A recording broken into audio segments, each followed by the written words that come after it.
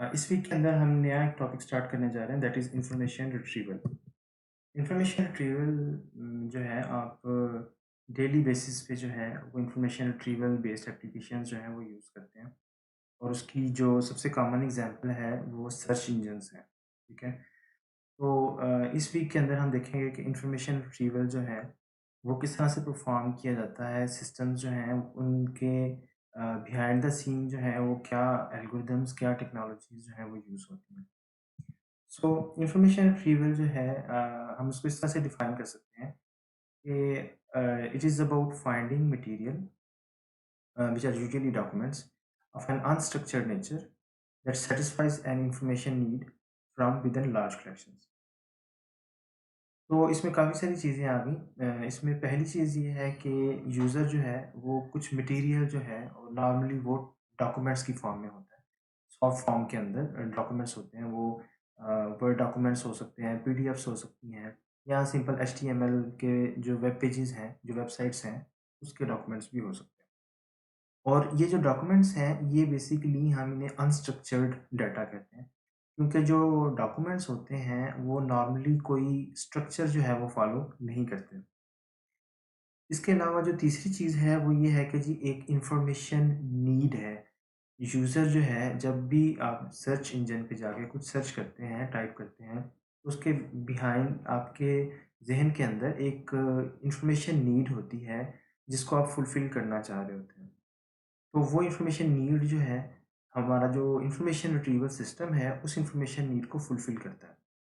और फाइनली ये कि जो डॉक्यूमेंट्स हैं, वो एक लार्ज कलेक्शन जिसे हम कॉर्पस भी कहते हैं, वो कंप्यूटर्स पे जो है वो स्टोर्ड होता है और उसमें से रेलेवेंट डॉक्यूमेंट्स जो हैं वो सर्च करके रिट्रीवल सिस्टम जो है, इन्फॉर्मेशन रिट्रीवल सिस्टम जो है वो डॉक्यूमेंट्स जो हैं वो रिटर्न करता है। और ये इन्फॉर्मेशन रिट्रीवल सिस्टम्स जो हैं, इनकी प्रैक्टिकल एप्लीकेशन सिर्फ़ सर्च इंजन्स ही नहीं है, बल्कि ईमेल्स के अंदर भी आप सर्च टेक्नोलॉजी को यूज़ करते हैं। लैपटॉप्स के अंदर अगर आपने कुछ सर्च कोई कर रहे हैं, तो वहाँ पे भी यूज़ होता है। कॉर्पोरेट नॉलेज बेसेस में भी यूज़ होता है और इसी तरह से लीगल इन्फॉर्मेशन रिट्रीवल के अंदर भी इन्फॉर्मेशन रिट्रीवल सिस्टम्स जो हैं, ये यूज़ होते हैं। अनस्ट्रक्चर्ड डाटा की अगर हम बात करें और उसको कंपेयर करें हम स्ट्रक्चर्ड या डेटाबेस सिस्टम्स के साथ, जो डेटाबेसेस एक ऑर्गेनाइज्ड फॉर्म के अंदर डाटा को रखते हैं, तो 90s मिड 90s के अंदर जो है काफ़ी डिफरेंट ट्रेंड था। उस वक़्त जो है स्ट्रक्चर्ड जो डाटा था उसकी वैल्यू जो थी वो ज़्यादा थी। वॉल्यूम जो था ख़ैर तब भी अनस्ट्रक्चर्ड डाटा का ही ज़्यादा था।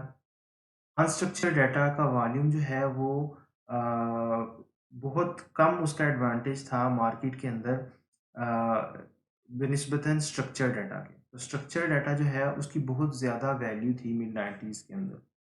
लेकिन उसी को अगर हम कंपेयर करें आज की दुनिया में, तो आज जो है जो अनस्ट्रक्चर्ड डाटा है वो बहुत जो है वो ग्रो कर गया हुआ है और उसकी जो वैल्यू है मार्केट के अंदर वो भी बहुत बढ़ गई है।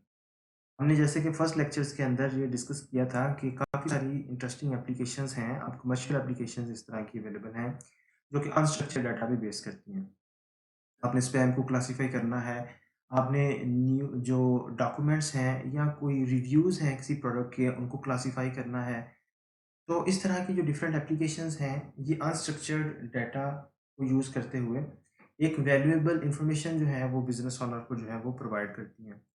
तो इसलिए इसकी जो वैल्यू है, अब बहुत ज़्यादा है और इसी में से एक जो इम्पोर्टेंट एप्लीकेशन है, दैट इज़ इन्फॉर्मेशन रिट्रीवल।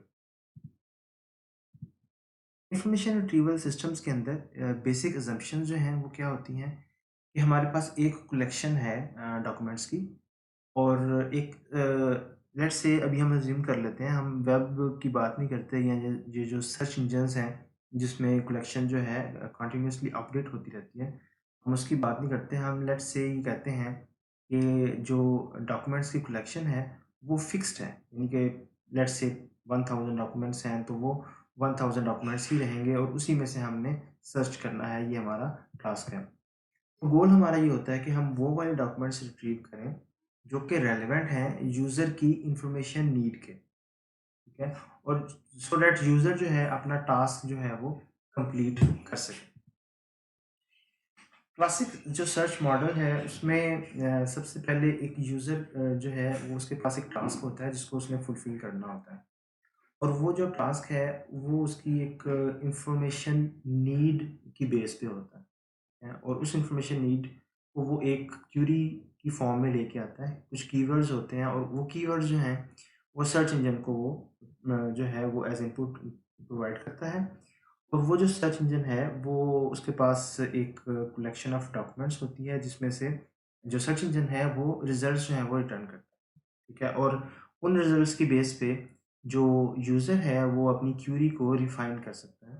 तो ये फ्लो है पूरा जो क्लासिक सर्च मॉडल के अंदर होता है। अब यहाँ पे डिफरेंट लेवल पे जो हैं वो कुछ मिसकंसेप्शन या मिसइंटरप्रिटेशंस जो हैं वो हो सकती हैं। ठीक है? जैसे कि ये एक एग्ज़ाम्पल है कि यूज़र का एक टास्क है, यूज़र क्या अचीव करना चाहता है, यूज़र ये चाह रहा है कि he wants to get rid of mice in a politically correct way. ठीक है? सो बेसिकली ये उसका जो टास्क है उसके हवाले से उसको कोई इन्फॉर्मेशन चाहिए, ठीक है? तो इन्फॉर्मेशन उसको चाहिए कि जी how to remove mice without killing them, ठीक है? उस इन्फॉर्मेशन नीड के हवाले से यूज़र जो है वो एक क्यूरी जो है वो बनाता है मल्टीपल कीवर्ड्स जो है वो यूज़ करता है उस जैसे how to trap mice alive let's say. अब इसके बिहाइंड जो उसकी इन्फॉर्मेशन नीड है वो ये है कि जो माइस हैं उनको किस तरह से किल किए बगैर जो है वो रिमूव किया जा सकता है, ठीक है? तो उसकी जो इन्फॉर्मेशन नीड है बेसिकली क्यूरी के अंदर कीवर्ड्स डिफरेंट हो सकते हैं, डिफरेंट यूज़र्स जो हैं वो डिफरेंट कीवर्ड्स जो है वो यूज़ कर सकते हैं। लेकिन इन्फॉर्मेशन नीड जो है हो सकता है कि वो कॉमन हो, लेकिन क्यूरी के जो कीवर्ड्स हैं वो डिफरेंट यूज़ हो सकते हैं।